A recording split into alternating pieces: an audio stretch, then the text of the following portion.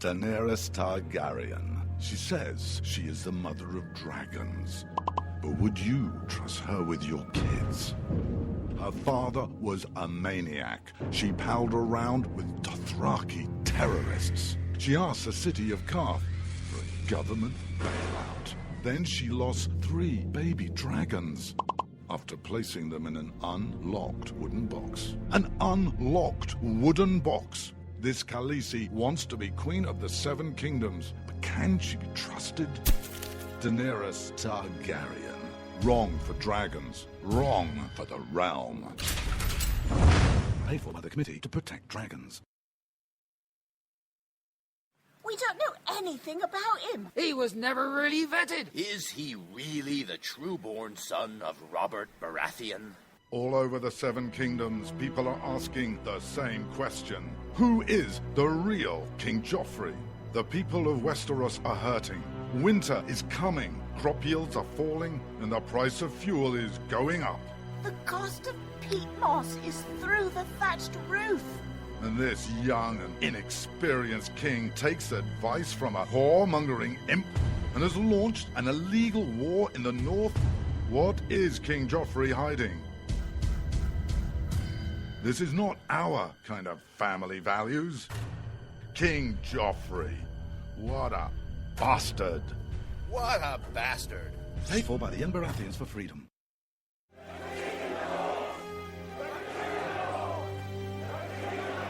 Robb Stark. He's the biggest celebrity in the North. But his father was a traitor. He arrested his own mother. His bastard brother deserted the Night's Watch. And he couldn't defend his own castle. Worst of all, Robb Stark hasn't stopped the wildlings from invading our lands and taking our jobs. He even has an illegal alien for a nanny. And now he wants to be king in the north? King? Some people say he's really a wolf. Some people say he eats dead people. We can't wait until it's too late. Send a raven to Winterfell now and tell Robb Stark to go back home. Stop eating dead people and defend the damn wall. This ad paid for by Crossbows GPS. You shouldn't have to pay to talk to the people closest to you, or the people who used to be. That's why Umbrella Wireless is proud to announce the new Friends, Family, and Recent Ex-Girlfriend plan. Now you'll get unlimited calls to your best buddy, your mom, or Cindy, once she realizes that you're seriously meant for each other and should stop screening your calls. Now the 30 minutes of agonizing silence where you're both afraid to hang up may drain your battery, but it won't drain your wallet. And you'll get unlimited calls just to check if she still cares enough to pick up, with no extra charges. With the Friends, Family, and Recent Ex-Girlfriend plan, your phone will automatically answer calls from your ex, because maybe she finally realizes that you're the only one for her and wants to get coffee sometime. Now, after lonely nights of looking at pictures of the road trip you took together when everything was great, your misspelled texts are absolutely free. The only thing you have to pay for is the booze. The Friends, Family, and Recent Ex-Girlfriend plan, because she wants you back. She just doesn't know it yet.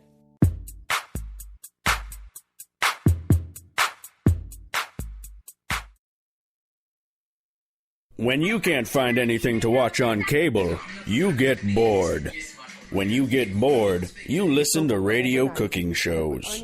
When you listen to radio cooking shows, you invite a friend over for dinner. When you invite a friend over for dinner, you use twice as many beans.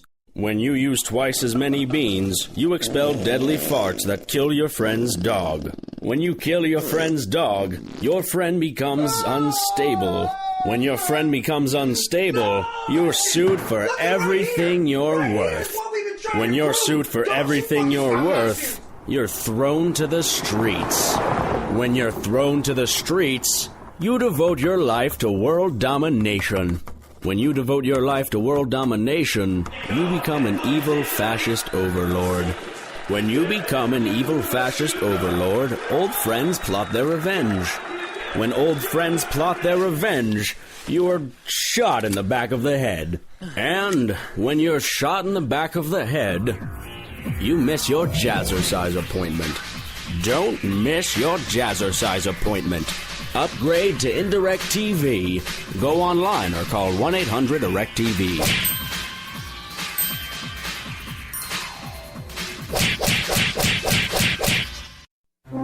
Millions of Americans every day are shedding unwanted pounds by taking tested and proven Ultra Lipo Stick. Carbohydrates are bad. Our carbo-fighting antioxidant is good. Just listen to these satisfied customers. My name is Gail, and I lost like 20 pounds on Ultra Lipo Stick. My name is Jared, and I lost 46 pounds using Ultra Lipo Stick. My name is Zach, and I actually gained weight. This stuff sucks! Ultra Lipo Stick is safe and easy to inject. Just 3 doses 4 times a day discreetly underneath your fingernail. Listen to this. I used Ultra Lipo Stick and suffered from side effects like uncontrollable greasy discharge. Ultra Lipo Stick, it turned the armpits of all of my shirts orange. This stuff is crap. Try it today and see some real results. Ultra Lipo Stick. Not available in stores. Results may vary.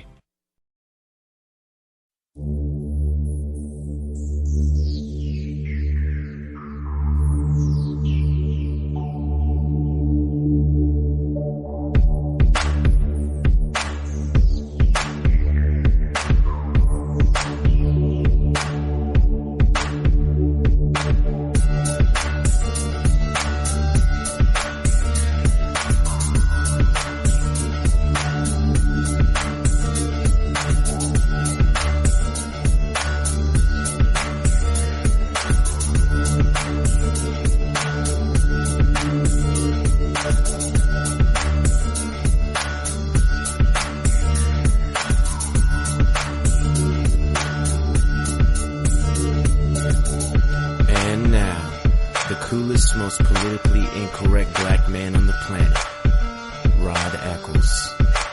Well, hello, my fellow Americans. It is I, my fellow Americans and freedom lovers everywhere across the globe. It is I, your lovable host, El Rod, coming to you live from my bunkerized home studio somewhere within the great granite state of New Hampshire, where the state motto is still live free or die. It is not a big government or bust. It is Tuesday, April the 28th in the year of our Lord 2015, as we really get into the week and start moving along. Look, got a lot to cover today, but I know the main thing that is on people's minds. So let me just say this for a second.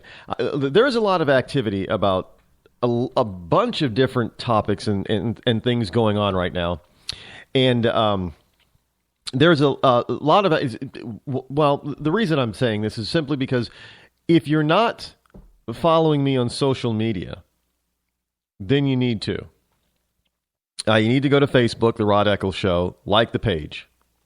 Now, there's a lot going on over there. There's a lot of interaction. It is unbelievable the amount of interaction that is going on over there. It is not just me posting stuff, but it is interaction with other like-minded individuals and a few individuals who probably do not think exactly as we do, but we welcome them to the conversation because they add a little bit to it. So it's not just, we on the right, we like to allow for others' viewpoints, unlike the left. We show them up with that, how that's concerned. You're also probably going to want to follow me on Twitter, because Twitter is quicker and up to date throughout the day. I'll just post really quick stuff that I don't put over on Facebook. And so, it's at Rod Eccles over on Twitter, as well as there's Google Circles, or Google Plus, however you want to call it. LinkedIn, you're gonna want to favorite the Rod Eccles Show official website, rodeccles.net. And lots more Pinterest pages, lots more stuff will be coming. We got adding some new radio stations. That's right. This program is still reaching out in the syndication and expanding the number of stations that we're on and being broadcast from, which is a good thing. And it's all due to you, the listener. So one of the best things you can do is just go to rodeccles.net and get all the social media contact information and a bunch of other stuff. Obviously, it's not just about social media, and if anybody knows anything about MySpace, could you drop me a line? Because I haven't utilized MySpace since probably 2007-ish, 2007, 2000, I don't know. But I'm getting some stuff. Does Justin Timberlake and his brothers, do they still own MySpace. I don't know. Hey, it may be. Depending on what MySpace does and who they cater to. Well, maybe it's time to give MySpace another look. Could be. I don't know. I don't think it'll ever be like it used to be, but I think those days are gone for MySpace. But who knows? It's not that Facebook is always going to be on top. Just there's any number of other social media networks could knock them off, which would not be overly bad in a lot of people's view. But anyway, thank you for being here and listening in for this episode, wherever you're listening, whether you're listening to me live. And if you are listening live, then you can probably give us a call if you'd like to join the show at 603-835-3224. And we will attempt to put you on the air. The other thing is, well, I guess I have to wait for that a little bit. I had a major announcement, but I think I'm going to hold off until later in the week on this really good news major announcement, and as well as announcing some of the news stations. Look, if you want to find out new stations that we're on, every time we land one, we update the site, and the site will be updated by tomorrow with the additions that we have here. That's a good thing. I know a lot of people, what's on their mind right now is what's happening in Baltimore, Maryland. And look, I pretty much said what I needed to say in last night's show, but then our wonderful president, POTUS, had to go and open his big mouth today. There was no way to keep it shut on him, and frankly, he shouldn't be quiet about it, because this is a major American city near our nation's capital that's on fire. But what he's failing to realize, regardless of why these riots took place, excuse me, what he failed to realize was why they were allowed to take place, not why they took place. And folks, if if you understand what I was talking about yesterday, today it came to pass. If you understood yesterday what I was talking about, things happening that's going to limit your freedom because of this, well, it has come to pass. We've had something that's pretty much, martial law has been pretty much declared in Baltimore, without martial law actually being declared. Now, I told you that this was going to happen. That it was going to be in such a manner that even the people that had nothing to do with this were going to pay the penalty and suffer the price, the penalty for just being and living in the city. So now there's a 10 o'clock curfew. Now, and I know, look, I also told you that there were going to be a lot of people, including on the right, that were going to fall in line and think, well, hell, why didn't they institute a martial law or curfew sooner? And I told you this is how it's going to happen. And every time something like this happens, this type of riot happens, for whatever reason, the government is going to respond by stripping you of your right. Look, they're going to play a professional baseball game. The Baltimore Orioles, they're going to play a professional baseball game in an empty stadium. Hello? Well, why are they going to play a game at all then? The game of professional sports is strictly, it's not for the play. It's not like back in high school or Babe Ruth or something like that, little league. It's not for the kids. It's not for the players. It's for the audience. So why are they going to play a game if nobody can see it? Are they going to try to televise an empty ball field game?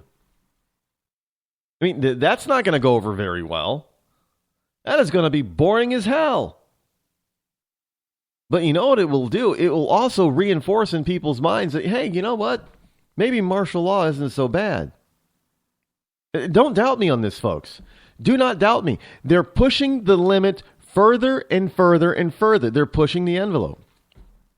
And as more and more people become accepting of it, pretty soon it's just going to happen on a whim for just about anything, and we're not going to think twice about it. So now and they're not saying how long this curfew is going to last.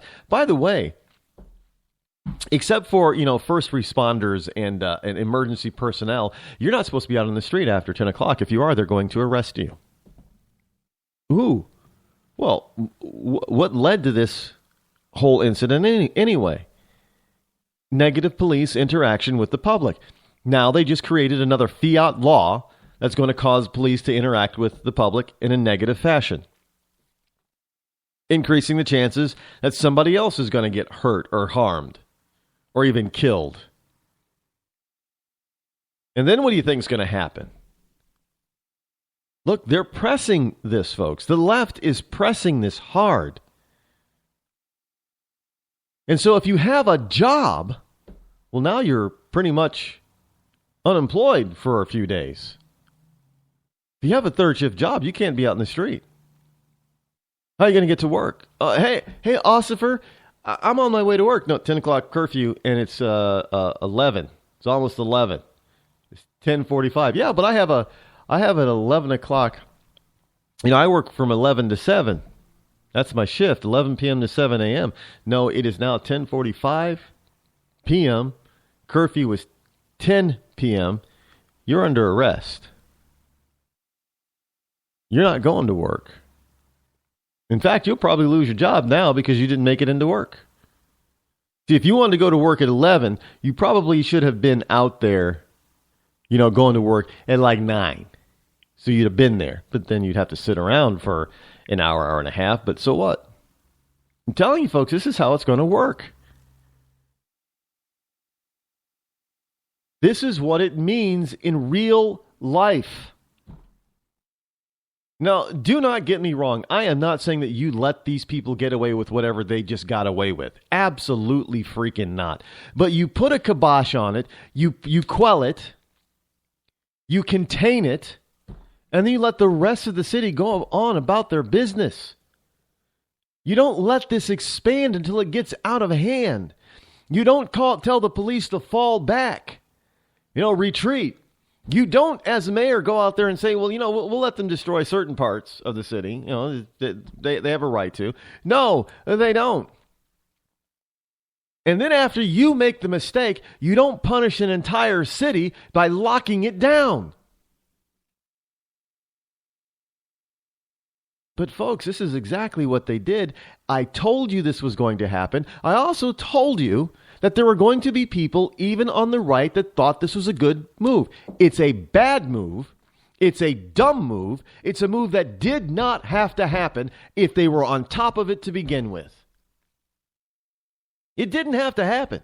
There did not have to be a curfew tonight.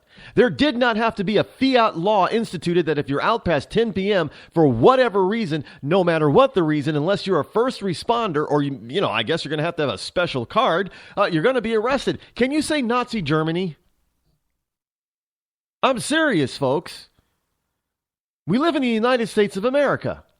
We're not under any sort of war statute or state of emergency. Baltimore should not be under a form of martial law because their government screwed up.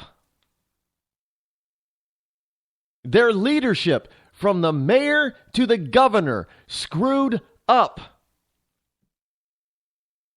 And yet the people of Baltimore have to suffer. Well, I guess they're going to have to suffer because they elected the fools in the first place. Look, this is what you get with liberalism. I told you also yesterday that liberalism, if it was ever passed, that sometimes it was going to come back and bite even the liberal in the butt. And here it is right now. Here's just one issue, one thing. It didn't take very long, did it, for me to be proven right? Unbelievable. It took me less than 24 hours to be right about everything I said about Baltimore. Less than 24 hours. Because I know these people. I know how the liberals think. And I don't have to have a third eye. I don't have to, be able to see into the future to know what's going to happen with these people. I just happen to know how they think. I know, like the back of my hand, how these people think. They never change. It's the same old crapola day in and day out because it's based on their feelings, and their feelings told them, oh, well, these people, Obama said it. Yeah, these people, they've just been pushed around so much by the popo. I mean, and they just felt the need to just act out. This was like one of those people that they were talking to and interviewing. This was the straw that broke the camel's back. They just can't take it anymore. So they're just gonna rip their own assholes apart. That's right. They're gonna tear out their own city. They're gonna shut it down because you know what? All you black-owned businesses out there, you're contributing to the man. That's right. Even though we shop at your stores and you go ahead and you employ us in your businesses and you reinvest in the community, you're still working for the man. So your store needs to be destroyed because they need to understand that we're not going to put up with any more police brutality. So we're going to go out there, we're going to destroy the city, we're going to beat up a bunch of police, we're going to get some gangs together.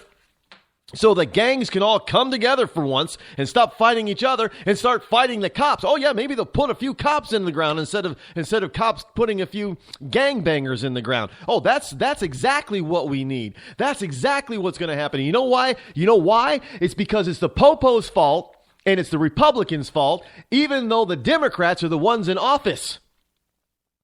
Absolutely. I know exactly how these people think.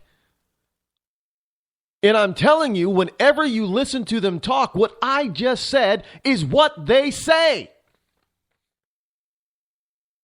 And when I tell you they're coming after your freedom, some of you think, oh, no, that's not going to happen, right? That's okay. It's only this one incident. Let me tell you, it's one incident in Ferguson. It's one incident in Chicago. It's one incident in Boston. It's one incident in Detroit. Now it's one incident in here in Baltimore. How many more one incidents are we going to have? How many? Because somebody on the left doesn't want to do their job because by not doing their job, it advances their agenda, which is to screw over your liberty. Plain and simple. I mean, I don't know how else to say it. The people of Baltimore no longer live in Baltimore, Maryland, United States of America. They live in Baltimore, Maryland of the USSR. Until this, and who knows when this curfew is going to be lifted? Who knows when the liberals are going to say, well, law and order has been reestablished. Look, they've got the military patrolling the streets. They've called in the National Guard. Right now, there are a bunch of conspiracy theorists out there that are just blowing up their conspiracy websites. Because they're all about, well, the military, they're gonna deploy the military against American citizens.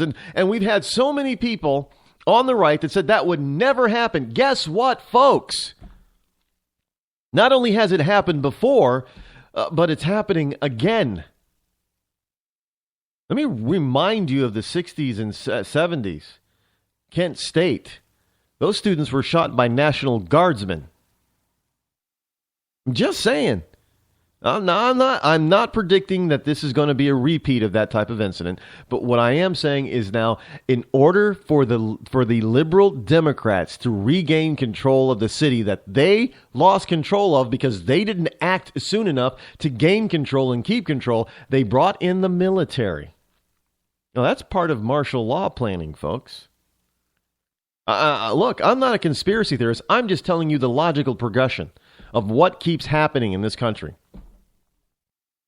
And, people say, well, the police have got to stop doing this, and the police have got to stop doing that, and the police need better training. Obama's up there talking today, the police need better training, and, we're going to provide grants and money to any police department that wants to buy body cameras. Well, what the hell's a body camera? Now, understand, I am fully for police officers having a body camera on it because I think it's going to help protect them more than it's going to harm them. Just like dash cams on their vehicles. It has helped them more than it is, and it's actually, saved a few police officers' lives. So I think body cams can do the same thing. However, it's not about body cams, folks. It's not about retraining all the police officers across the country. One, it is about reducing the number of laws that we have on the books in this country, reducing stupid laws, so the cops are not forced to interact negatively so much with the population that they serve. Two, we need to actually weed out those few and rare bad officers who should not have a badge and gun. Get rid of them. It shouldn't be so hard to get rid of a bad cop and keep the good cops. It shouldn't be hard. And we should also make sure that there is less government interference in everybody's daily life so more people have more opportunity to get ahead in life. Because a lot of this crime and stuff that's committed, especially in the urban environment, is because they don't feel they have any opportunity. The only thing that they have is in order to get theirs, as they say, because, all the gangbangers, they always say, I'm going to get mines. I'm going to get mines. Well, the only way they're going to get theirs is by doing something illegal because they don't feel that they have an opportunity. And isn't a liberal all about feelings in the first place? So if these kids do not feel that they don't feel that they do not have any opportunity, well, aren't they right? Aren't they accurate? Now, of course, we on the left will say that's probably not accurate, but isn't it accurate because that's what the leftists say? Well, your feelings count.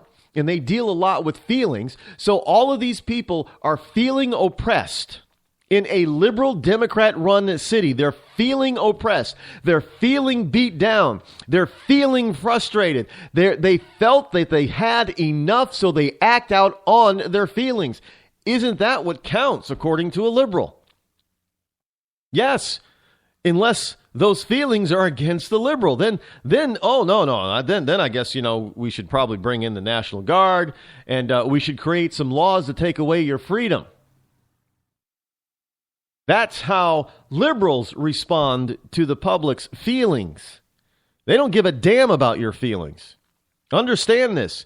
They do not give one single itsy bitsy damn about your feelings.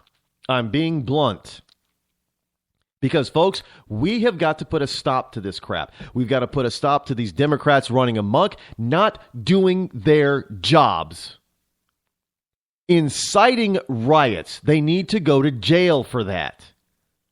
Look, you have freedom of speech and freedom of expression, but you do not have the right to incite riots that deprive other citizens of property, of safety, of livelihood, of freedom. You don't have a right to do that. And this is exactly what that mayor of Baltimore did yesterday by saying, well, we're just going to allow them to whether she misspoke or not, she did it. And believe me, she did not misspeak. She knew exactly what she was saying. She knew exactly how she was going to say it, and that's how she said it. And she knew that she meant every single word of it. In that there was no taking it back. I haven't heard her apologize for it. All she can come out and say was that people took her words out of context. Really? I don't know. I've played that clip over and over again, and I sorry.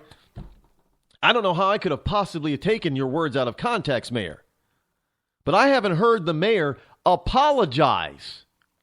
Now, if this was a Republican, man, he'd be apologizing up and down, he'd be going on an apology tour at block by block, city by city in Maryland. Oh, he'd be up at the White House kneeling before the good old potentate Obama, saying, oh, please forgive me, oh, powerful Obama. I'm sorry that I didn't really mean to say what I said. And they're going to be calling for his head anyway, if this mayor was a Republican. But no, this mayor is a Democrat, so that's okay. You know, she can go ahead and say whatever she wants because that's what she really wants, and then doesn't apologize when something goes south. Hi, I'm George Foreman. Do you have an idea for a new product or invention? People ask me all the time, George, how do I get my idea in front of companies? How do I get a patent? What do I do next? I'll tell you like I'll tell them all. Call my friends at InventHelp. Call InventHelp today for free information. InventHelp can submit your invention to companies who are interested in receiving new ideas. Call InventHelp today. To get your free inventor's information, call 1-800-352-1609. That's 1-800-352-1609. If you want to work until you keel over, have less of everything in retirement, or give back more of your hard-earned money to the stock market again, then just ignore me. But if you'd like to protect the money you save, receive a steady, predictable retirement income, and enjoy financial security for as long as you live, then listen to this. You can download a free report that reveals the wealth-building secrets Wall Street and the banks don't want you to know. You'll learn how you can get guaranteed growth, safety, and real prosperity without risking your money in the Wall Street casino, and how to get the money you need when you need it, simply by asking for it. This is the best way to have a 100% secure retirement, and know your money will last as long as you do. To learn more about this method, and to get your free report, go to 52security.com. That's the number 52security.com. 52security.com. Go to 52security.com. Hurt or injured in a car accident? It can be hard to take the proper legal action after a car accident, but waiting can cost you more. The law requires car accident victims to assert claims promptly. You could lose out by simply waiting. Call 800-709-4667 right now to see what your claim could be worth when handled by a skilled attorney. With a lawyer fighting and speaking up for you, you could be entitled to a big cash award. Call 800-709-4667. That's 800-709-4667. Now it's fast and easy to connect with the legal help you need after your car accident. Call 800-709-4667. The call is free, but you need to act now before time runs out on your claim. You need a lawyer to fight for you, protect you, and get you the compensation you need and deserve. Time's wasting. Call 800-709-4667. That's 800-709-4667. Call now. I considered suicide so I wouldn't put my family through all the pain. Many of our warriors are returning home from the battlefield, only to face a new war as they struggle with devastating injuries. At Wounded Warrior Project, we understand. We're there to help. Even though you think you're broken, you're not. It's the physical and the emotional healing that Wounded Warrior Project provides. With a gift of just $19 a month, you can join Wounded Warrior Project. You'll help provide critically needed programs and services that rebuild lives. Beautiful. There you go, buddy. The ongoing needs of our wounded and their families will continue for many years to come. Now is the time to show your support. Call now or go online with your gift of just $19 a month, and we'll send you this Wounded Warrior Project blanket. It made me feel that there's people out there that care about us. After this event, we can finally maybe start to heal as a family and move forward. We need your help. The families are hurting. For many of our wounded heroes, the greatest casualty is being forgotten. That's why your gift of just $19 a month is so important. Please, call or go online right now. You shouldn't have to pay to talk to the people closest to you, or the people who used to be. That's why Umbrella Wireless is proud to announce the new Friends, Family, and Recent Ex-Girlfriend plan. Now you'll get unlimited calls to your best buddy, your mom, or Cindy, once she realizes that you're seriously meant for each other and should stop screening your calls. Now the 30 minutes of agonizing silence where you're both afraid to hang up may drain your battery, but it won't drain your wallet. And you'll get unlimited calls just to check if she still cares enough to pick up, with no extra charges. With the Friends, Family, and Recent Ex-Girlfriend plan, your phone will automatically answer calls from your ex, because maybe she finally realizes that you're the only one for her and wants to get coffee sometime. Now, after lonely nights of looking at pictures of the road trip you took together when everything was great, your misspelled texts are absolutely free. The only thing you have to pay for is the booze. The Friends, Family, and Recent Ex-Girlfriend plan, because she wants you back. She just doesn't know it yet.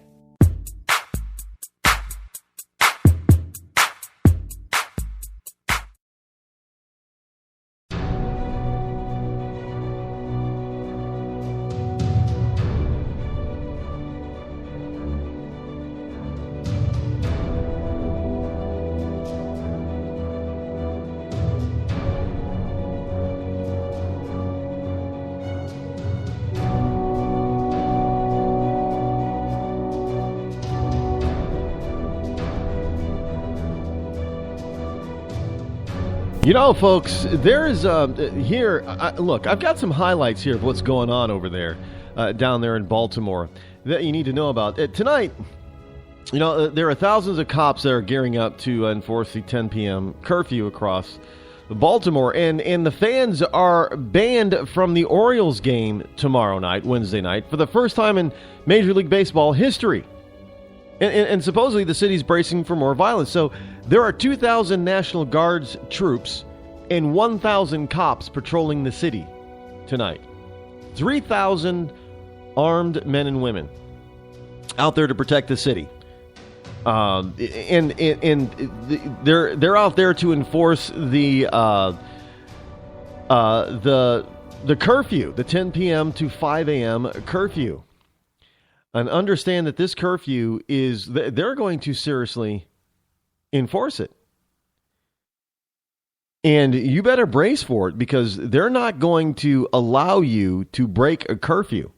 No, they're not going to allow you. Now, the curfew is going to be in effect until May 4th or until the mayor orders otherwise. So now we have a date, but what's the date today? Today is the 28th, correct? So May 4th is next week. So in other words, they've just instituted martial law for a week in Baltimore. At least a week. May 4th is not till Monday. A week from yesterday. Just so you know. And Governor Larry Hogan spoke as sporadic acts of violence broke out between police and protesters for a second day. Demonstrators gathered at midday Tuesday near the intersection of Pennsylvania and North Avenues in Baltimore. Tonight's Baltimore Orioles game with the White Sox has been postponed for a second night in a row, and spectators have been banned from attending tomorrow night's game.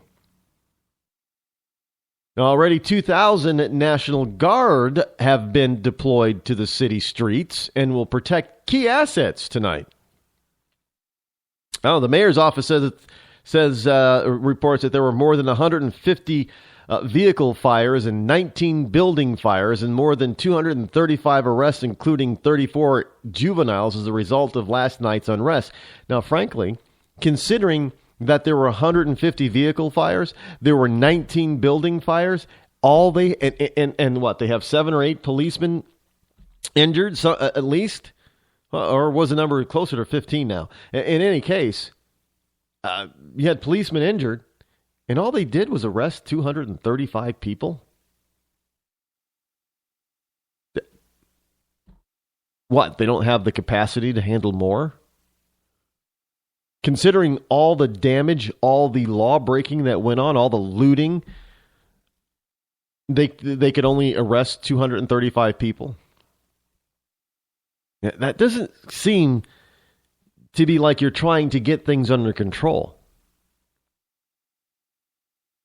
Now, Governor Hogan has temporarily moved his office from the state capitol in Annapolis to Baltimore to deal with it. Why would the governor feel the need to move his office out of the state capitol to a city, to another city in his state? Doesn't Baltimore have a mayor? Shouldn't the mayor be the one in charge of Baltimore at the moment? And shouldn't the governor be there to back her up? No, the governor's going to Baltimore to try to take over. Look, I'm telling you, this is what you do not go to. The governor does not leave the capital, does not move his office out of his capital unless he's doing something that he thinks is really important, like taking over governance of the city of Baltimore. Now, of course, they always get to bring up that Freddie Gray, he died suffering severed spine in police custody on April 12th. Now, we still have no idea how the hell that could have possibly happened. We don't know, because these people won't let an investigation happen properly yet. It's not. I know it. Here it is, the 28th. The kid died, 2 weeks ago, 2.5 weeks ago. And we don't have answers yet. So, this whole instantaneous type of stuff that America has become, we want easy, quick, instant gratification. Man, if you don't know if we think this is a crime that happened today, you better know about the whole thing tomorrow, man, and tell us everything. Everything tomorrow. This type of stuff takes time to investigate. You got to talk to people. You got to put things. You got to put things together. You got to add things up so 2 + 2 = 4. And they can't do it while they're out there trying to keep the city together and trying to keep you fools from burning it down. How are they going to be able to do that? How are they going to be able to fully investigate and find the answers, find the truth, if they're busy trying to protect the city and its law-abiding citizens from idiots like you who want to burn the city down? I'm surprised there haven't been any deaths. Look,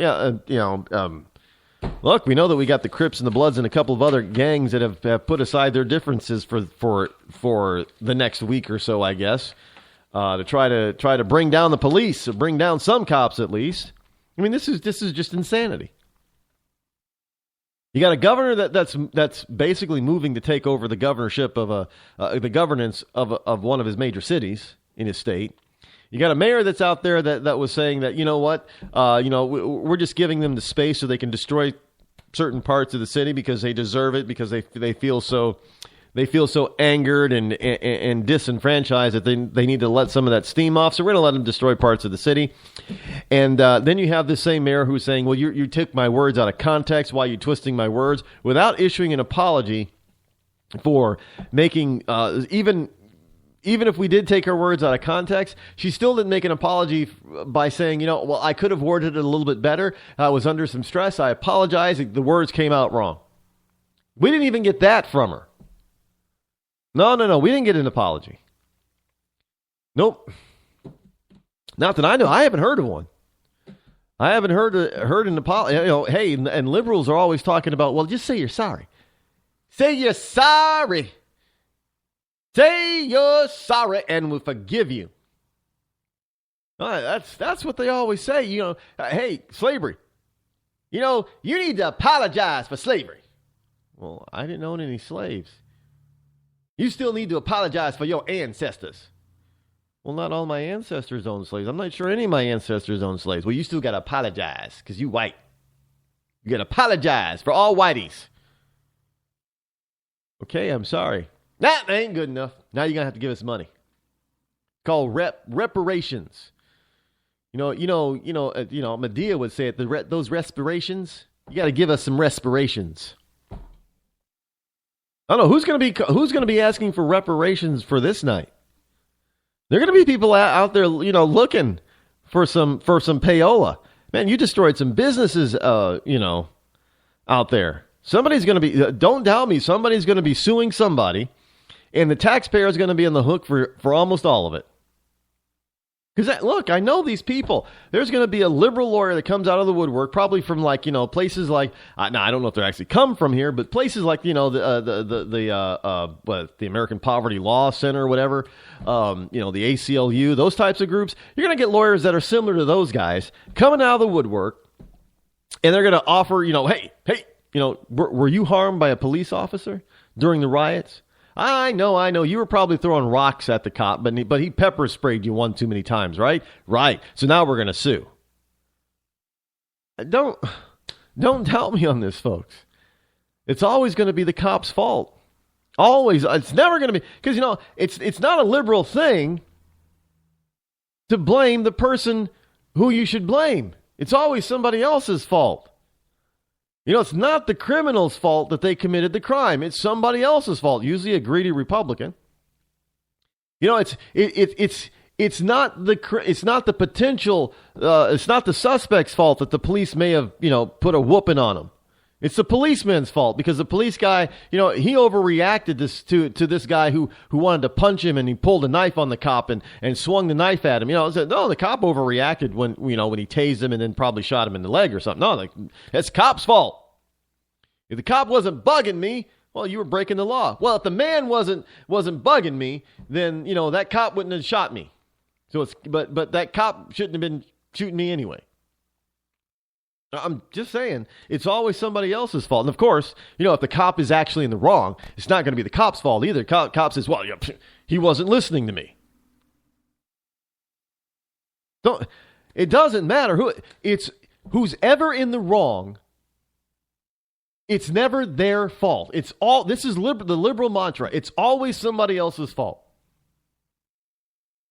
If the person that gets caught doing the naughty deed, it is never the person who gets caught doing the naughty deed's fault, according to liberal. It's always somebody else's fault. So I don't care if it's a suspect. I don't care if it's a dirty cop. It's always somebody else's fault. It's never the fault or responsibility of the person who's responsible for the action in the first place. That's the liberal mantra. So you know what? I'm surprised that they haven't done it. What the cops should have done was they should have just taken out the cops that were in charge of Freddie Gray.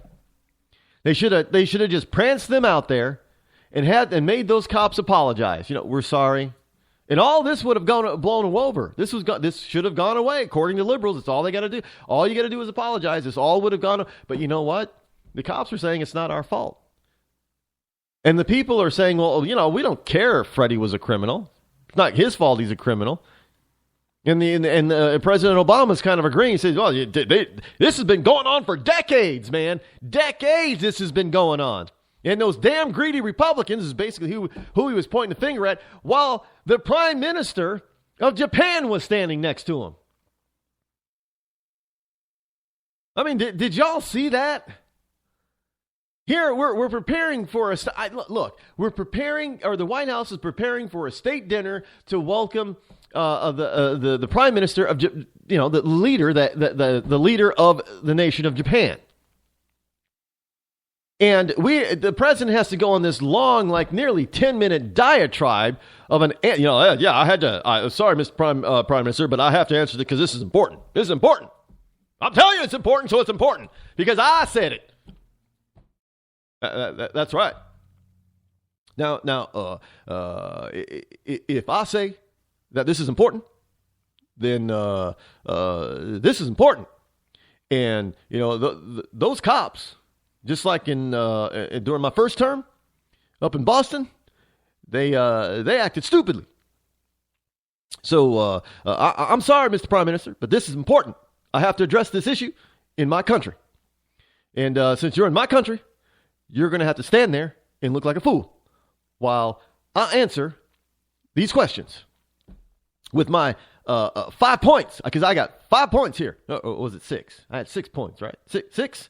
Yeah, I got 5.5 points that I have to cover. And one of those points is that this has been going on for decades, and we have to do something to stop it, to stop those Republicans from making this an issue. And, that's what I said. Right.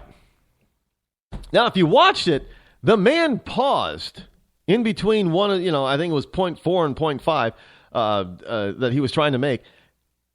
He paused for a good 45 seconds while he was trying to think about and somebody looked at me and said, yeah, he's got to be careful what he says here, doesn't he? And I looked at him and said, yeah. He really does. But don't worry, he's going to be the idiot that he is in this type of atmosphere while on the stump, and he's going to stick his foot in his mouth. And of course he did. Of course he did. Look, you can't change liberal, you know, they're like a tiger. You can't change a tiger stripes. You can't change a liberal stripes. Liberal is going to be a liberal. If they are dyed-in-the-wool, socialist, communist, Marxist type of liberal like Obama is, they cannot change their stripes. They're going to be that way till the day they die. It's just the truth. I'm sorry. You know, the man, you know, he was formed in the liberal womb this way. He can't help himself. Now, normally, excuse me, a real leader, real president would have briefly addressed the issue, would have said something like this: "This is very important. We need to find out more about what's going on over there, and we're able, excuse me, we will give them assistance if the governor and mayor of Baltimore ask for our assistance. We'll be more than happy to give them assistance and help them out. We'll give them any kind of assistance that they need in order to bring any, you know, certain perpetrators to justice. We will handle that." All right, now I have to, as the President of the United States, I also have to, you know, welcome our guest here this evening, you know, from Japan, and that we're talking about some important issues between our two countries too. Does any questions on that kind of thing? No, the man just made the Japanese Prime Minister stand there looking like a toad on a stool. You know, with the whatever, a toadstool. You know, toadstool, toad on a stool, toadstool. Yeah, I'm sorry. I'm sorry. See, I can apologize. I'm sorry. That was a bad joke. I'm sorry. Well, you know, if you don't laugh sometimes at this stuff, folks, you are going to cry. But look, and you know something? I'm going to say it again. I told you this was going to happen. I told you this was going to happen, and that there are people out there who are accepting the consequences that are happening. They're accepting it. I don't accept it. I don't accept it simply because they caused it. The left caused it. And now they want to fix something that they broke. That doesn't make any. That's kind of like the real estate bubble and banking crisis. Yeah, the very people that caused it in the first place were the ones that were standing up saying that they were going to fix it. Well, of course they wanted to fix it because they wanted to hide all the screwing up that they did.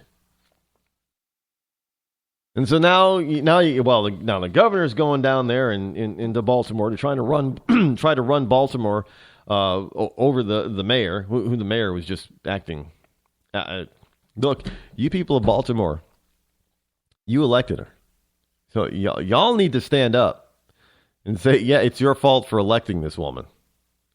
It's your fault. You know, you elected somebody this stupid. I hope you do not reelect her. You know, liberals, they'll look past that because you know, they'll blame somebody else for it. They'll blame somebody else. Here's a story that I wanted to bring to you last night. Ran out of time, so I'm gonna rewind a little bit. The New York Times story. And here's how the story goes. Getting a speeding ticket is a not feel good moment for anyone, but consider this businessman. He was recently fined about $58,000, 54,024 euros for traveling a modest, if illegal, 64 miles per hour in a 50 mile per hour zone. So in other words, he was doing roughly 14 miles over the speed limit. So for a 14 mile per hour speeding ticket, he was fined $58,000, and that's not a typo. Rima Kuisla. It's Rima, R-E-I-M-A, Kuisla, K-U-I-S-L-A, a Finnish businessman from Helsinki, Finland. He is a millionaire. And in Finland, the fines for more serious speeding infractions are calculated according to one's income. The thinking here is that if it stings for the little guy, it should sting for the big guy too. So it's just now the ticket The ticket had its desired effect. Mr. Kuisla, 61, took to Facebook last month with 12 furious posts in which he included a picture of his speeding ticket and a picture of what 54,000 euros or $58,000 could buy if it were not going to the state coffers. And that's the point. It's going to the state coffers. That's the reason for it. No, I have said, well, the reason why Finland does this is because they firmly believe that, the fine should hurt. The fine should be felt financially, by the perpetrator. And, $100 fine to a rich person is that, they spend more on dinner. Right? They probably spend more on flowers every week. So we're going to make it hurt. So they have a sliding income scale of, for speeding ticket fines. If you're a millionaire, you're going to pay $58,000. And look, we might be laughing about this right here now, right now. But look, we're not too far from that because we already have sliding income scales for hey, if you want to rent a place to live, I know there are quite a few places around, where I am. In New Hampshire, in certain cities in New Hampshire and Massachusetts, that is on a sliding scale. So in other words, if you earn $30,000 a year, then your rent might be $700 a month. But if you earn $40,000 a year, then your rent's going to be $900. And if you earn $50,000 a year, well, your rent's going to be over $1,000. So in other words, we're already starting to experience that the more you earn, we still have to make it hurt for you. Because you can afford it. Isn't that what liberals always say? Well, they can afford it. You can afford to pay more. Well, just because I can afford to pay more than somebody else, why should I be forced to? That's not equality. Well, yeah, it is, right, because it's not fair. No, it is. You're right. It's not fair that somebody who earns $20,000 cannot rent a $2,000 a month apartment. No, it's not fair. But nobody said that life was fair. You cannot make it fair for this person without making it unfair to somebody else. So the person who earns $60,000 a year has worked their butt off. Maybe they went to college and studied their butt off, got top grades, got a good job. They worked their butt off in the job, and now they're actually able, after a lot of years, a lot of hard work, they're able to afford this $2,000 a month apartment that they really love and really want. And in comes this person earning $20,000 a year because they work at McDonald's and they work at CVS. And they didn't bother going, they dropped out of school and they're just hanging out. And now they waltz in and they can get this $2,000 apartment for like $500 a month because of the sliding scale. Now, who's that being fair to? There's no such thing as fairness when it comes to finances. There's not. There's only fairness in the law, but fairness in the law also means that you treat everybody equally, and that is not treating everybody equally. That's saying, well, some people are more equal than others. Remember when I told you that yesterday and last week? Animal Farm. Some people are more equal than others. So this guy is more equal than many other people in Finland, so in order to make it hurt, he's going to have to pay a lot. And some people might think that this is something new. Well, this is not new. We're already doing stuff like this in this country. But we just don't. We're accepting it. We're beginning to accept it. And you know what comes next? Well, you think, well, that's a good thing, Rod. This person, they get to experience in a good neighborhood and a good apartment building with good neighbors and all that kind of stuff. And they get to see how they're supposed to act, Rod, and how to be human and how to be a good neighbor and all this kind of, they get to see the upper crust and and it'll rub off on them. They'll want to be that way. But at the same time, they're conditioning you to accept such crap. So when the time comes, they can also decide to put penalties on a sliding scale, much like Finland. Oh, yeah.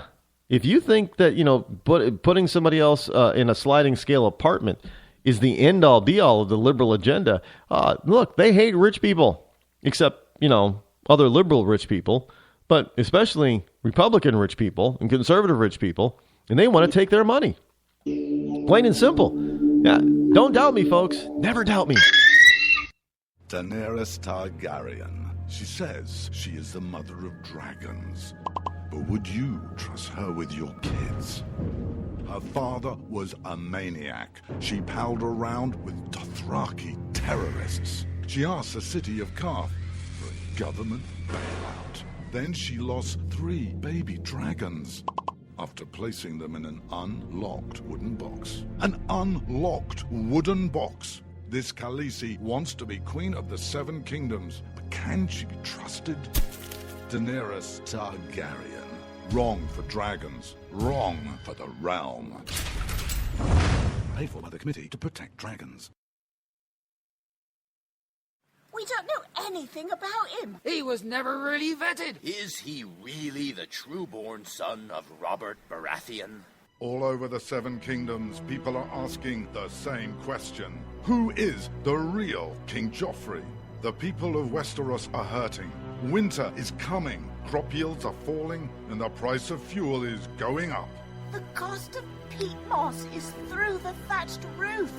And this young and inexperienced king takes advice from a whoremongering imp and has launched an illegal war in the north. What is King Joffrey hiding? This is not our kind of family values. King Joffrey. What a bastard. What a bastard. Paid for by the young Baratheons for freedom.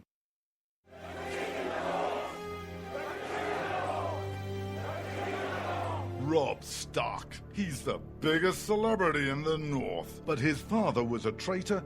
He arrested his own mother. His bastard brother deserted the Night's Watch. And he couldn't defend his own castle. Worst of all, Robb Stark hasn't stopped the wildlings from invading our lands and taking our jobs. He even has an illegal alien for a nanny. And now he wants to be king in the North? King? Some people say he's really a wolf. Some people say he eats dead people. We can't wait until it's too late. Send a raven to Winterfell now and tell Robb Stark to go back home. Stop eating dead people and defend the damn wall. This ad paid for by Crossbows GPS. You shouldn't have to pay to talk to the people closest to you, or the people who used to be. That's why Umbrella Wireless is proud to announce the new Friends, Family, and Recent Ex-Girlfriend plan. Now you'll get unlimited calls to your best buddy, your mom, or Cindy, once she realizes that you're seriously meant for each other and should stop screening your calls. Now the 30 minutes of agonizing silence where you're both afraid to hang up may drain your battery, but it won't drain your wallet. And you'll get unlimited calls just to check if she still cares enough to pick up, with no extra charges. With the Friends, Family, and Recent Ex-Girlfriend plan, your phone will automatically answer calls from your ex, because maybe she finally realizes that you're the only one for her and wants to get coffee sometime. Now, after lonely nights of looking at pictures of the road trip you took together when everything was great, your misspelled texts are absolutely free. The only thing you have to pay for is the booze. The Friends, Family, and Recent Ex-Girlfriend plan, because she wants you back. She just doesn't know it yet.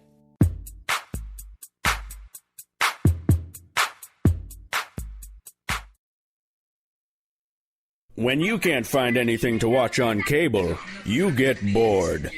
When you get bored, you listen to radio cooking shows. When you listen to radio cooking shows, you invite a friend over for dinner. When you invite a friend over for dinner, you use twice as many beans. When you use twice as many beans, you expel deadly farts that kill your friend's dog. When you kill your friend's dog, your friend becomes unstable. When your friend becomes unstable, you're sued for everything you're worth. When you're sued for everything you're worth, you're thrown to the streets. When you're thrown to the streets, you devote your life to world domination.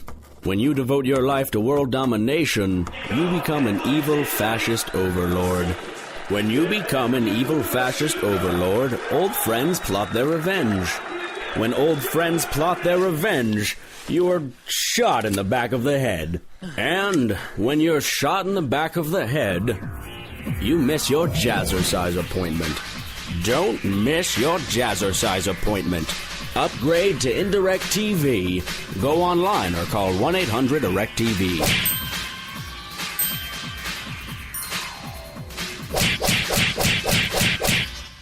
Millions of Americans every day are shedding unwanted pounds by taking tested and proven ultra-lipo-stick. Carbohydrates are bad. Our carbo-fighting antioxidant is good. Just listen to these satisfied customers. My name is Gail, and I lost like 20 pounds on ultra-lipo-stick. My name is Jared, and I lost 46 pounds using ultra-lipo-stick. My name is Zach, and I actually gained weight. This stuff sucks! Ultra-lipo-stick is safe and easy to inject. Just 3 doses 4 times a day discreetly underneath your fingernail. Listen to this. I used ultra-lipo-stick and suffered from side effects like uncontrollable greasy discharge. Ultra-lipo-stick, it turned the armpits of all of my shirts orange. This stuff is crap. Try it today and see some real results. Ultra-lipo-stick. Not available in stores. Results may vary.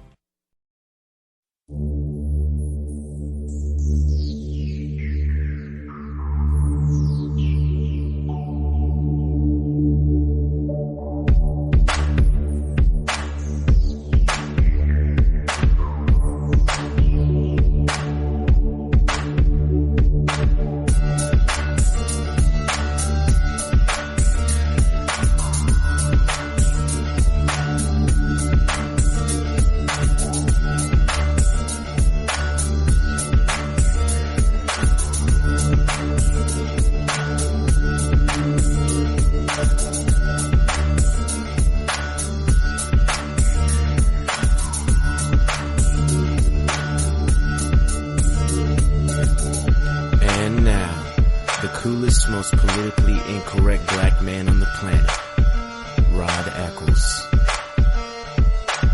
You know, there's one of the things that happened that was a good thing during the Baltimore riots. You probably, if you haven't seen the video, I'm going to post the video of the mom going after one of her little chillin' at the riots. Yeah, she's now America's most famous mom right now.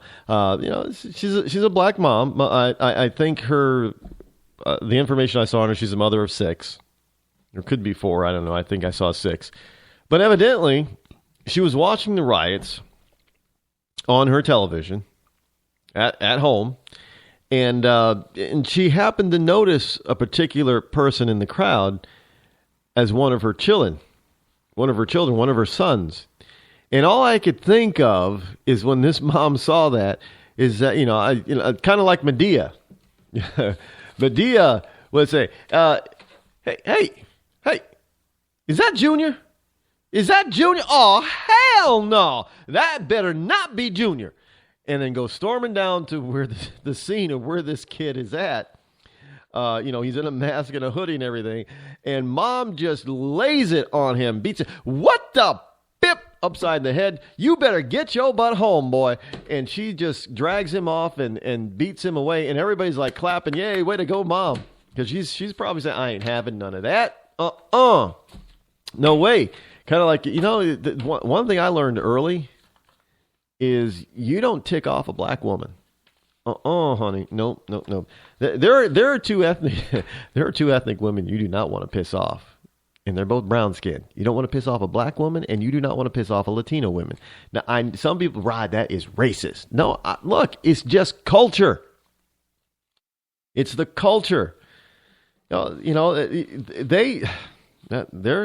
grew up not taking that, that kind of crap usually.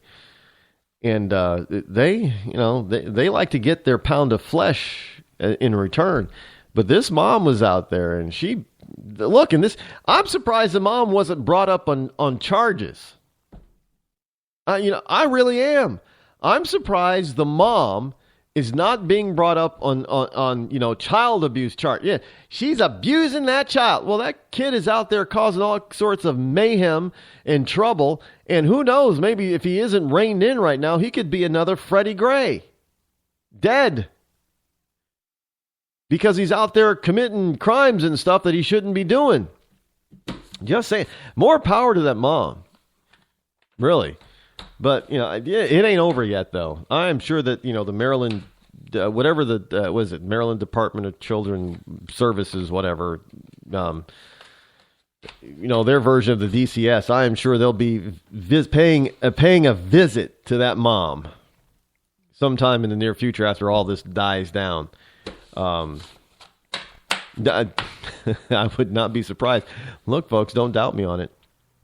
I'm telling you, these people, they're shameless and they don't care until they get their way. Hey, Obama-backed green energy is going to leave the taxpayer with about a $2.2 billion. No, I tell you this all the time. We constantly hear the left talk about, subsidies to big oil and big energy, other big energy companies. They're getting tax breaks and tax credits and subsidies and all that kind of stuff. Why do they get subsidies? Why don't we give the subsidies to these alternative energy companies? Look, nearly $1 billion in loans have already defaulted under the Energy Department program, which included the infamous Solyndra stimulus projects and dozens of other green technology programs the Obama administration has approved, totaling nearly $30 billion in taxpayer backing. So we are spending a ton of money on so-called alternative energy companies, and most of them are going out of business, leaving the taxpayer with the bill.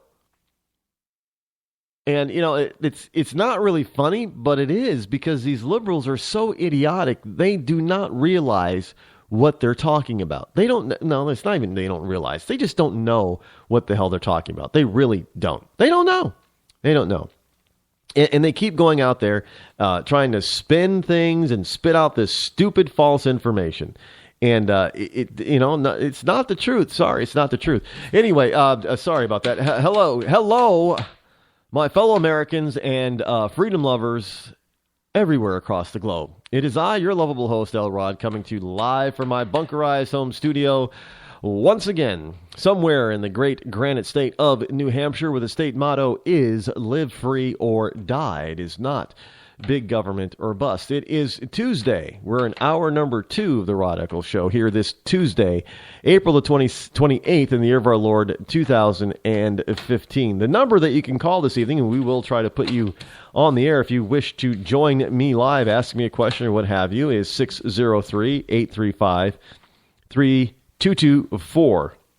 It's toll-free number, by the way, for most calling plans. You won't be charged. Now, if you're calling from overseas, I don't know. If you're listening in Australia, I don't know if it's a toll-free call. If you're calling from Israel, I don't know. If you're calling from Great Britain, or anywhere in England or Ireland or Scotland, I don't know if it's a toll-free call. But anywhere in the U.S., you could even be calling from Canada, and it might be a toll-free call. So give it a shot if you want. So Obama is he's all of his policy, everything that this guy has been the most successful president at implementing his agenda in the history of the 44 presidents of this country, probably.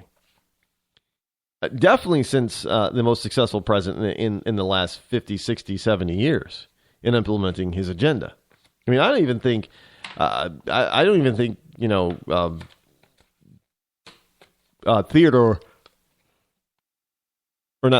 Franklin Roosevelt, FDR, really by comparison was as successful. Although, the FDR got Social Security, but Obama got Obamacare. FDR didn't totally take over the retirement system in this country, but Obama pretty much took over the entire medical care industry in this country. So I think he's even more successful at implementing his agenda than FDR. But none of his policies are working or have worked. Can somebody name me something that works unequivocally, that almost everybody agrees works. And don't dare try to tell me it's Obamacare, because we know it's an abysmal failure. The polls, even from the left-leaning organizations that do polls, tell us and show us that Americans do not like it, do not want it, and want it repealed. That's not a success. So you can't say Obamacare. That's already been nixed. So you got his foreign policy is not. Speaking of foreign policy, there's a couple of fires going on out there that you probably haven't heard of. Well, you probably know about the Iranians board a Marshall Islands flagged cargo ship. And the information is still kind of sketchy that I can see. I mean, there isn't still a lot of info going on or coming out about it yet. We don't know all the details, but evidently, though them are Iranians, they out in the pretty much international waters, I guess they decided that they were going to. I don't know the reason why. We're not told the reason why that they boarded the ship. We're not told why they decided to take hold or target the Marshall Island ship. We're not told yet why, what the cargo may have been. Maybe the Iranians knew something, then they didn't like the cargo or something. I don't know. Highly possible. It is highly possible. We just don't know yet. I'm sure that the information will be coming out. Even though Obama is probably going to have to, explain the $2.2 billion hole that's for failed energy policy. But until then, we won't. I guess that'll be more important, and it probably should be more important than what Marshall Islands are doing or saying about this incident. And the other thing is that Finland. Speaking of Finland is back in the news again. Fires on a suspected Russian submarine in waters off of Helsinki. Yes. So I wonder what Obama's going to do about Putin now. He doesn't seem to want to rein in. Putin is, he's pushing the limits all over the globe at the moment. He's pushing everything.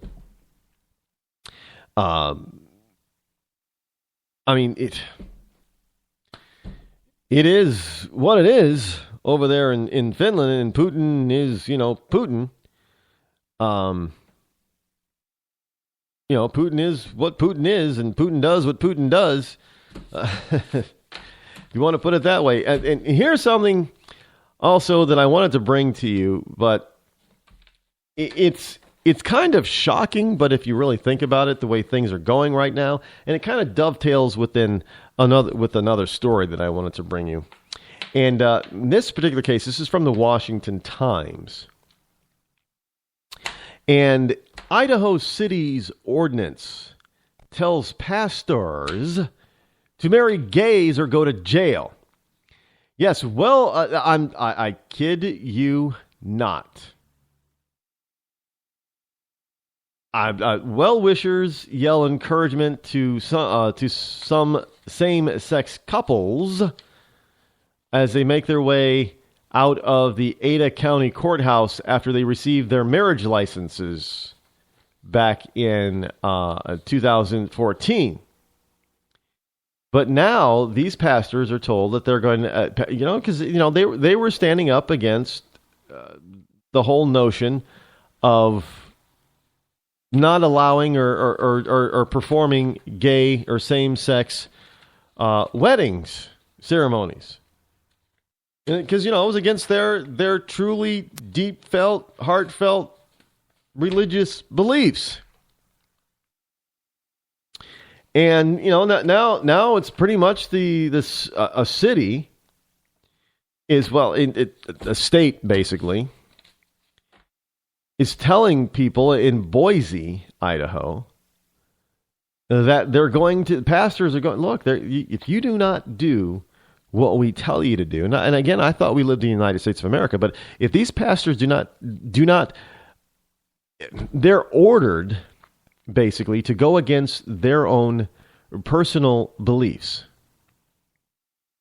And if you do not do what we tell you to do, oh, stupid pastors, because you have to let go of this notion that, you have this right to stand against gay marriage. You don't have the right to stand against gay marriage because we won't let you have the right to stand against gay marriage because we want to promote gay marriage. And it's mandatory now. It's not, even in this day and age, I don't think it's going to stand up in a court of law. And trust me, these pastors are not going to stand for this. Most of them won't. Some of them will probably capitulate, and they'll give in, but most of them will not. And this is going to end up in the courts again. Our Supreme Court, speaking of Supreme Court, our Supreme Court is really going to have to weigh in on this because to threaten a man of the cloth, are they going to throw an imam, an Islamic imam, in jail because they won't perform same-sex weddings? I'd like to see them try doing that. I really would, because, if there is any religion that is the most adamant against same-sex anything, it's Islam. If you're even suspected of being gay, they will hang you or behead you. It doesn't matter if you're a man or a woman, or if you're a boy or a girl. If you're a teenager, that doesn't count. Age does not count with them. But it's Christians get the bad rap for being anti-gay. But you know what? Christians just say they want you to turn away from what they believe to be a sin and embrace God. And for whatever reason, I guess that just has the left all up in a tizzy. But hey, go ahead and behead one or hang one, and that seems to be okay. But it's going to take a number of Supreme Court decisions in order to set this whole same-sex marriage issue straight. But Scalia today, because the Supreme Court is hearing the historic case on same-sex nuptials, Scalia is asking, why no ancient Greek gay marriages? Now, he brings up a very, very good point, because, we're told that,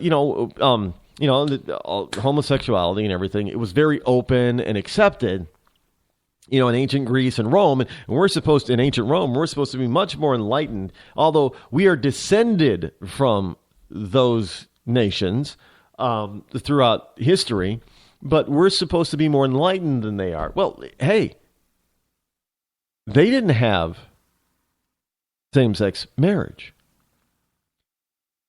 And again, basically the Scalia is asking, really? Because some people believe that gay marriage is an abomination in the eyes of God. Now, Justice Scalia quipped during the proceedings today, after a man actually shouted that in the courtroom during the proceedings, gay marriage is an abomination in the eyes of God. Justice Antonin Scalia quipped, that was refreshing, actually, causing loud laughter to ripple through the courtroom. However, Scalia's approval of ancient wisdom echoed his previous referral to the ancient Greeks and Romans to argue against government sanctioning of same-sex marriage. And the justice noted that the Greeks and Romans had no moral disapproval of homosexual relations, yet neither culture ever considered approving same-sex marriage. The implication was that those cultures must have found it would cause some sort of harm to society. Now, I did a little bit of investigation because I like history. And I got to tell you, he's right on the money. Especially, well, you can say what you want about ancient Rome. I know they probably, there was a lot of hypocritical stuff going on in ancient Rome.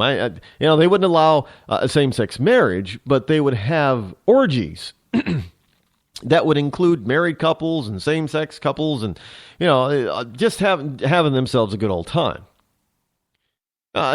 Basically, Romans invented the orgy, but they didn't allow a man to marry more than one wife. They didn't allow same-sex unions like that, marriage. They didn't. It wasn't marriage. You could have your lover. You could have you could have your affair, your mistress, or your mister. I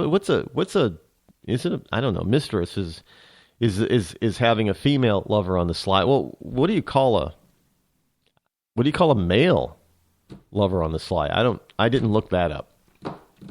But in any case, they didn't have it. Ancient Greek, when it was ancient Greeks would actually even to some degree allowed for pedophilia, which is people who are like members of NAMBLA, they always bring that up. Hey, the Greeks had pedophilia. Why can't we?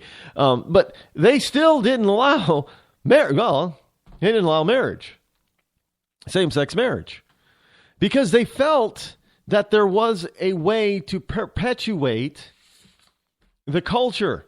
And in order to perpetuate the culture and bring up their children, the young people, into being adults that would contribute to the culture and thus continue the type of culture that they had, was through a mom and a dad.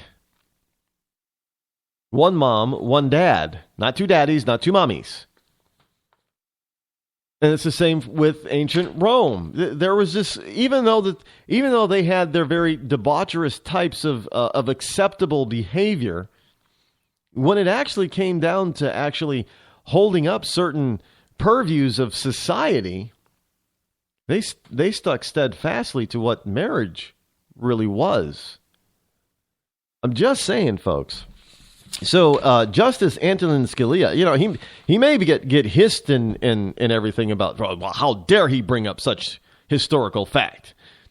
Yeah, well, he did. He has every right to ask that question, because I bet you a lot of these, so-called gay activists, they have no clue, because they're only out there trying to foist their beliefs on the rest of us, force us to believe the way they believe. And the funny thing is that many of their own brothers and sisters, if you will, don't agree with them. There are many gay and lesbians out there who do not believe in same-sex marriage. For various reasons. It's up to them to decide, why they do or don't. But they don't. And that they're actually, I think I've listed it before, but there are actually websites out there owned by gay people that are against gay marriage, but you don't hear about those.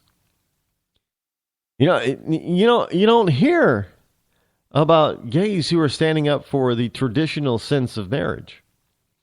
And a lot of them think, this is supposed to be an alternative lifestyle. Isn't that what, we're told, being gay is an alternative lifestyle. So if we're supposed to be alternative, why would we want to do exactly the same thing as a standard? Aren't we alternative? We want to do something different. Why do we want to be the same? I think that's a great point. Either you're an alternative lifestyle or you're not. An alternative means something different, out of the norm. Now, norm would be, heterosexual marriage. But you're not normal, as it were. You're an alternative. You're exploring an alternative. And thus, you're not in the general practice of the word normal or norm. Socio-norm. You can try all you want to, but it's not the socio-norm. Being gay is not the socio-norm. I'm not saying there's anything wrong with it. I'm just saying it's not the socio-norm. And if you're not going to be the socio-norm, why would you want to do something that is socio-normal? Especially after all, since you keep saying you're alternative. I would think that you'd want to come up with something different, something more exciting, something more flamboyant, something more acceptable for everybody involved. But no, I guess you guys just want to be treated normal, so I guess we can get rid of the old alternative lifestyle thing? Probably. Hi, I'm George Foreman. Do you have an idea for a new product or invention? People ask me all the time, George, how do I get my idea in front of companies? How do I get a patent? What do I do next? I'll tell you like I'll tell them all. Call my friends at InventHelp. Call InventHelp today for free information. InventHelp can submit your invention to companies who are interested in receiving new ideas. Call InventHelp today. To get your free inventor's information, call 1-800-352-1609. That's 1-800-352-1609. If you want to work until you keel over, have less of everything in retirement, or give back more of your hard-earned money to the stock market again, then just ignore me. But if you'd like to protect the money you save, receive a steady, predictable retirement income, and enjoy financial security for as long as you live, then listen to this. You can download a free report that reveals the wealth-building secrets Wall Street and the banks don't want you to know. You'll learn how you can get guaranteed growth, safety, and real prosperity without risking your money in the Wall Street casino, and how to get the money you need when you need it, simply by asking for it. This is the best way to have a 100% secure retirement and know your money will last as long as you do. To learn more about this method and to get your free report, go to 52security.com. That's the number 52security.com. 52security.com. Go to 52security.com. Hurt or injured in a car accident? It can be hard to take the proper legal action after a car accident, but waiting can cost you more. The law requires car accident victims to assert claims promptly. You could lose out by simply waiting. Call 800-709-4667 right now to see what your claim could be worth when handled by a skilled attorney. With a lawyer fighting and speaking up for you, you could be entitled to a big cash award. Call 800-709-4667. That's 800-709-4667. Now it's fast and easy to connect with the legal help you need after your car accident. Call 800-709-4667. The call is free, but you need to act now before time runs out on your claim. You need a lawyer to fight for you, protect you, and get you the compensation you need and deserve. Time's wasting. Call 800-709-4667. That's 800-709-4667. Call now. I considered suicide so I wouldn't put my family through all the pain. Many of our warriors are returning home from the battlefield, only to face a new war as they struggle with devastating injuries. At Wounded Warrior Project, we understand. We're there to help. Even though you think you're broken, you're not.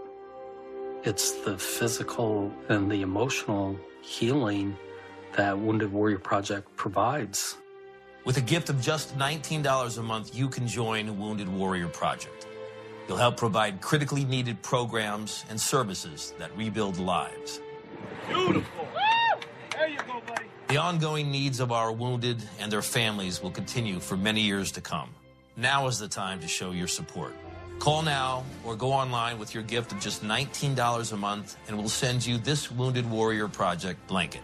It made me feel that there's people out there that care about us. After this event, we can finally maybe start to heal as a family and move forward. We need your help. The families are hurting. For many of our wounded heroes, the greatest casualty is being forgotten. That's why your gift of just $19 a month is so important. Please, call or go online right now. You shouldn't have to pay to talk to the people closest to you, or the people who used to be. That's why Umbrella Wireless is proud to announce the new Friends, Family, and Recent Ex-Girlfriend plan. Now you'll get unlimited calls to your best buddy, your mom, or Cindy, once she realizes that you're seriously meant for each other and should stop screening your calls. Now the 30 minutes of agonizing silence where you're both afraid to hang up may drain your battery, but it won't drain your wallet. And you'll get unlimited calls just to check if she still cares enough to pick up. with no extra charges. With the Friends, Family, and Recent Ex-Girlfriend plan, your phone will automatically answer calls from your ex, because maybe she finally realizes that you're the only one for her and wants to get coffee sometime. Now, after lonely nights of looking at pictures of the road trip you took together when everything was great, your misspelled texts are absolutely free. The only thing you have to pay for is the booze. The Friends, Family, and Recent Ex-Girlfriend plan. Because she wants you back. She just doesn't know it yet.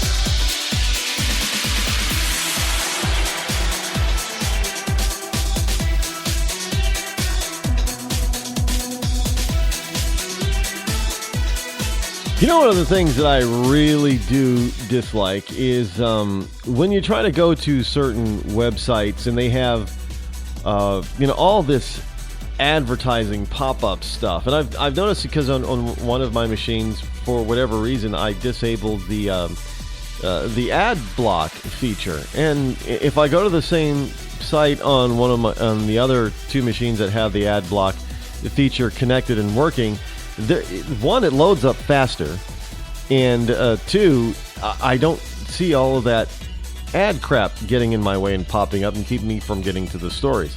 And that's kind of interesting. You would think that these people would understand at some point that we don't like all those pop-up ads. You know, we don't mind, certain ads sometimes because we fully understand that, that they have to pay for...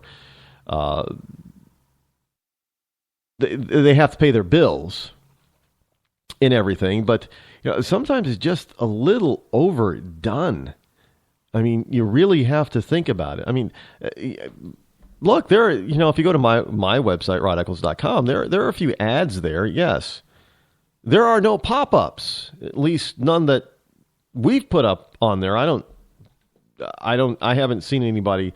Any other pop-ups there, but we haven't put any pop-up because that's annoying. One, it takes the page way too long to load for a lot of people, even if they have a so-called fast machine. Pop-ups tend to the code is one of the things I've noticed about Facebook is that now they've got their whole thing now is about advertising and getting you to look at or buy ads on Facebook. And so it's taken the whole site longer to load. Even on my fastest computer, it sits there and it takes, it can take a good 10, 15 seconds in order for it to load because the main content is being held up by ads. They want to give you all these metrics and everything about pages that you may own, or groups that you own or are responsible for. And it's annoying because it locks up everything else on the page until it gathers that information to spit out at you with the hope that you'll take their suggestion and buy an ad. That's just annoying. It really is. Because a lot of people, they get on and they want to, they want to be lickety split because they've got other things to do. They don't have a lot of time, and yet we have to wait for Facebook to load all the information so they can try to sell to us. It is what. Look, I don't. It's not. I have to put up with it because I don't own Facebook, but I don't have to put up with it when I am on my own site because I own it. So I won't put up with it, and I don't have to put up with it. So for those people who don't, just go over to rodeccles.com. You might find it a little bit easier. We don't have a social. There are private social companies out there. One is Ning, Ning.com. I think it's still around and still in business, but I remember Ning from quite a few years ago, and it was free to have your own private social network. Then they decided that they were going to charge people to do that, and I decided, nope, my social network over there wasn't that large anyway, but it's still at the same point. There's too many ways to do it for free. Why would I want to be charged for it? But I don't know if should probably do a quick thing to see if Ning is still around. That's Ning. They may have changed. They may have gone to someplace else, but who knows? No, actually, Ning is still around. Ning Media now. Good for them. But they have different pricing levels, and it's, whoa. Yeah, here it is. $25 a month, $49 a month, or $100 a month, depending on the number of members and administrators that you can get. And if you want more than 100,000 members, it's going to cost you more than $100 a month, and that's based on an annual billing. And you get 14-day free trial plan. Now, I don't know about you, but I don't think 14 days is enough to build up a network to see if it's worthwhile.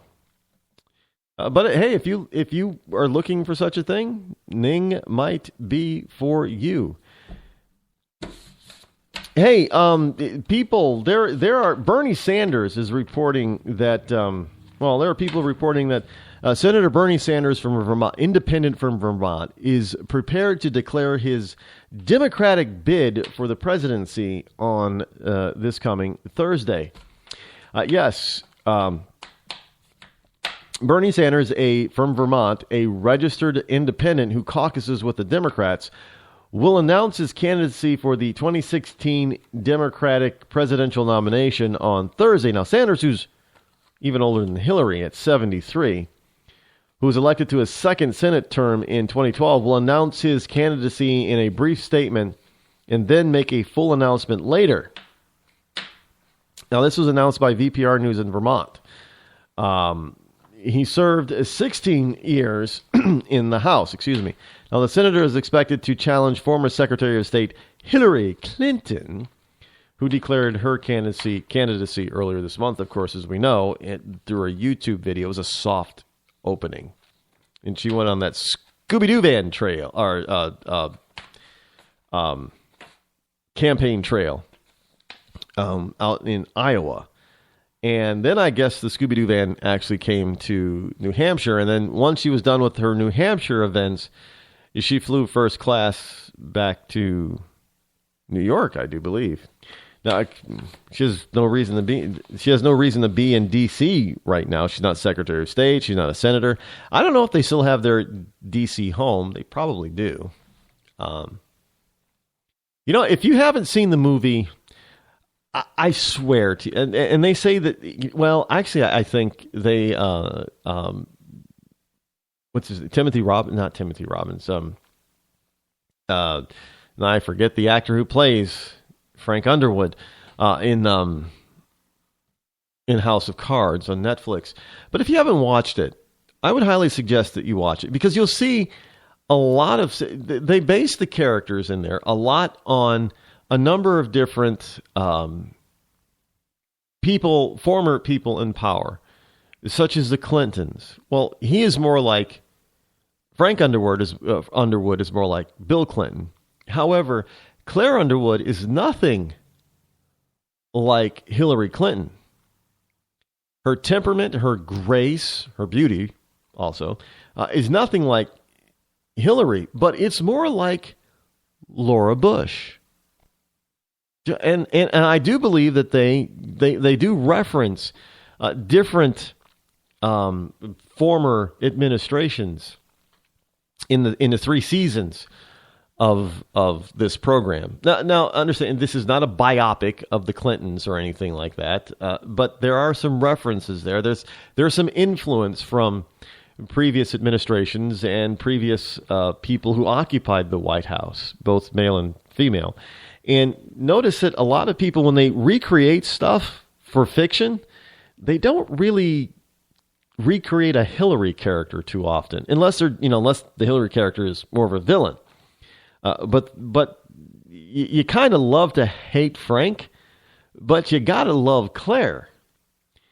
And there's no way, people just don't love Hillary. I'm sorry, they don't. And Bernie, who hasn't a snowball's chance in hell, unless, of course, the other theory about hell is accurate.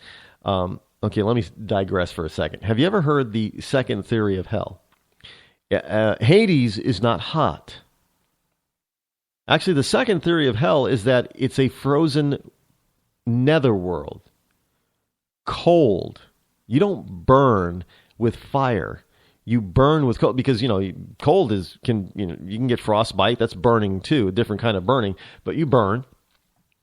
And the theory is that cold is much more, people suffer more with cold than they do with burning. Okay. So therefore, the old saying, snowball's chance in hell, if hell were actually cold, well, then the snowball would actually last. That's the whole point behind that. But anyway, as we all understand hell to be, or Hades to be, it's hotter than you know what. And people actually burn by fire, not by cold. So he's got a snowball's chance in Hades in getting the Democratic nomination. And, of course, but by some fluke, he was the only one left. And he got the nomination because everybody else was dropped out or what have you, whatever happened. He was the only candidate left standing. Then he got the nomination. It would even be an even greater, a leap for him to be actually elected president. But yet and still, he doesn't think that Hillary's got the stuff, which is why he's going to enter the race. And he wants to be able to pull the Democrat Party even further to the left. Further to the left. Now, this guy served 16 years in the House, and he will have served, by his current term is up, he will have served 12 years in the Senate, putting him in office in Washington for 28 years. 28. That's a career. Most people, they retire when they hit the 25 to 30 year mark in certain industries or businesses. If you're military, you probably retire at the 20 to 22 year mark. But this guy will have 28 years in, unless he runs for re-election. But 28 years in Washington, D.C. And this is one of the reasons why some people are kind of backing Rand Paul. Now, Rand Paul was in Louisville earlier this month, and a few days ago for his presidential campaign. He was there for his kickoff, too, and he delivered a thunderous pronouncement to cheering supporters. We limit the president to 2 terms. It's about time we limit the terms of Congress, what Paul said. Now, obviously, even though a majority of Americans are now on board with the idea of term limits for the House and the Senate, there is no rounding agreement on the number of terms, especially for the House, because the House is only 2 years. There are some people who say that 1 term in the Senate, it should be enough, and other people say that 2 terms, and even there are some that say 3 terms, and I think 2 terms, 12 years is plenty, but 18 years, really, as a senator? No. But some say that, that 2 terms max, 12 years in the Senate. In the House, it's a little bit more difficult because they're only there for 2 years. So some say that 2 terms there would only put them 4 years. And some are saying, maybe we can give them the equivalency, the president, since, after all, the Speaker of the House is, third in line for the presidency, or second in line of the presidency. If something should happen to the president, it goes vice president, then the Speaker of the House. That maybe they should get 4 terms or 8 years total like the president. And in any case, at least the discussion is that the majority of Americans, poll after poll, suggests that they do like the idea of term limits. Now, keep that in mind, as when this type of information or hit the U.S. Senate, the idea was quickly dismissed. And even dismissed by fellow Republicans. See, folks, they're not interested in representing you all the time. They're interested in in retaining power. Now, up here, I think if you impose officially short-term limit restrictions, then you just empower the lobby and the staff, and it makes it less representative of the American people. So said Texas Senator John Cornyn. Well, that's a bunch of bunk because, you get rid of the staff. If you got a new guy in office every 2 terms, or in the case of the House, every 4 terms, the lobby doesn't have time to get to sink their claws into them. And they're not going to spend a whole hell of a lot of time or money into somebody that they know that they cannot foster for a very long period of time, no matter even if they try to back them. Because, after 12 years in the Senate, if it's a two-term limit, they're gone. They're going to have to turn their attention to somebody else. And after 8 limits in the House, they're gone. But I think what also needs to happen is that you need to limit these people from, because they tend to think that, well, yeah, I'll just be I'll be in the House, I'll be a representative for 4 or 8 years, and then I'll move over to the Senate. No, we've got to, have term limits that limit the amount of time that they can be on in any level of government. So in other words, because the House are 2 equals of the legislative branch, you can say, well, you can serve maybe we just need to put a number of years in. You can serve a total of 12 years in Congress, period. Doesn't matter where you do it. If you do it in the House or if you do it in the Senate or if you do it a combination, maybe 12 years is it. That's it. You're done. So you don't get to spend 8 years as a House of Representative and another 12 years in the Senate and then another 8 years in the White House. You can just, you got 12 years. And then you're going to have to go do something else. Maybe you have to run for president, and if you're good enough, then you'll get 4 or 8 years there. But you're not going to get 20 years in Congress anymore. I think that's probably the better type of term limit system. Is limit the total number of years you're allowed to serve. Because let's face it, this is a nation of 330 million people. You cannot possibly tell me that 535 people are the only 535 people who are qualified to run this country. Again, as I say time and time again, in this country, the start of this country, most of the founding fathers were political amateurs. They were not professional politicians in their day. They were amateurs. Amateurs started this country. They did a damn good job of doing it. So, over the past 150 years, we've had professional politicians running everything. So the professional politician pretty much has screwed up everything. So now I just always say, well, now it's time to give the amateurs a shot because we can't do any worse than the professionals have done. And indeed, the record for the amateur is better than the record of the professional.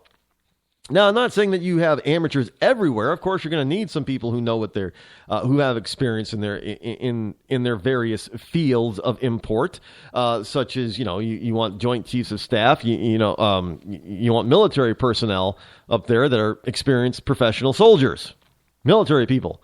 You might want a few professional international affairs people in your State Department. Yes, but the Secretary of State does not have to be a professional politician. Absolutely not. The president does not have to be a professional politician. That's why they have advisors. That's why because a president can't possibly know everything. The problem is when you get a president like our current one who thinks that he knows more than everybody else and doesn't really pay attention to his advisors and indeed often skips the meetings where, that his advisors will tell him and give him briefings about stuff and then what he should, what he could possibly think about or do with the information. This president often skips that kind of stuff, so we're told. I don't know. I'd rather have an amateur who's paying attention than a professional who skips everything and thinks he knows it all. Plain and simple. That's not a difficult thing to envision as having a complete, because I know we hear it all the time. We need people who have experience to be president. They've got to have experience, don't you know? Well, not necessarily. Not as president. They should have some leadership experience. I agree. Look, all our founding father presidents, they were leaders in their community. They had leadership experience. And that's a good thing. Because, if you're going to be the leader of 230 million people, you should have some sort of leadership skills and experience under your belt in order to do it. I don't have a problem with that. That's not I guess you can call him a professional leader then, instead of a professional politician. Nothing wrong with that, because let's face it, it's not hypocritical to say that, there are some Republicans that don't have political experience, like Obama.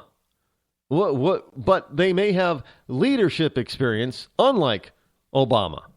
The man is not a leader. He's just a whiny crybaby, do what I say, do what I want, no matter what type of, spoiled brat. That's not leadership. And indeed, nobody in the world is following this guy. Do you realize that? Nobody in the world is following Obama's lead. Nobody. I mean, Obama's out there saying, well, hey, world's on fire down there in the Middle East, but, hey, just do what I say.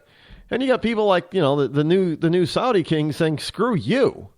If you're not going to help us, if you're not going to lead it, we're just going to take this Yemen thing and Iran on ourselves. And if you're going to give them a weapon, we're probably going to have to end up teaming up with Israel to take out their nuclear reactors and such, just for our own self-preservation, because you're an a-hole with no leadership. We're not following you anywhere. So nobody in the world is following Obama. Look, you have to understand, I don't care if you're a liberal or if you're a conservative or somewhere in the middle, you cannot deny the fact that the world has pretty much shunned Obama. They've isolated the man. They don't give a damn what he says. That includes our allies. They tolerate this guy. Angela Merkel of Germany. You think she's following any direction of this? No. You think Great Britain, the Prime Minister, he's following Obama? No. If Obama comes up with an idea, he's like, okay, let's think about it. Well, it sounds like, well, you know what? We're going to keep all our assets under British control because we're not following you. You may come up with a decent idea, but we'll make it better, and we're still not going to follow you. And you got the countries in the Middle East that used to follow the U.S. and used to pay attention to the United States and used to care about what we thought about certain things in the Middle East, are now turning around giving us the finger, and they're supposed to be our allies. Hey, no, Saudi Arabia, don't be hasty. They're giving a turn around. Yeah, screw you, Obama. We're gonna form our own coalition over here in the Middle East, in spite of you. And then, of course, you got our enemies, people that don't like us very much. You got Putin over there just laughing his you-know-what off at Obama. And then you got... nobody's following this guy. Nobody. So why should Americans follow him? I don't know, folks. But, out of time again. Good. Let's go so fast. We'll see you tomorrow, folks. Have a great night and a great day. See you tomorrow.